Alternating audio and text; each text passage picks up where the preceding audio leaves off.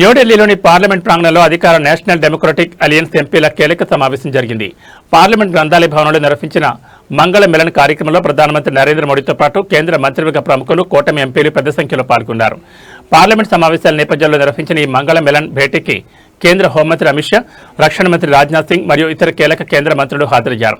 పార్లమెంట్లో ప్రభుత్వం తరపున ప్రవేశపెట్టే బిల్లులు, విపక్షాల విమర్శలను తిప్పికొట్టే వ్యూహాలు మరియు కూటమి భాగస్వామ్య పక్షాల మధ్య సమన్వయంపై ప్రధాని మోడీ ఎంపీలకు కీలక దిశానిర్దేశం చేశారు. ప్రభుత్వ సంక్షేమ పథకాలను ప్రజాక్షేత్రంలోకి బలంగా తీసుకువెళ్లడంతో పాటు సభలో ఎంపీలందరూ క్రమం తప్పకుండా హాజరై ప్రజా సమస్యలపై చర్చించాలని ప్రధాని మోడీ పిలుపునిచ్చారు. పార్లమెంటరీ విధానాలు, కూటమి బలోపేతం దిశగా ఈ సమావేశం అత్యంత ఫలప్రదంగా సాగిందని ఎన్డీఏ నేతలు వెల్లడించారు. ఈ మంగళ మిలన సమావేశంతో ఎన్డీఏ ఎంపీల్లో సరికొత్త ఉత్సాహం వ్యక్తమవుతోంది.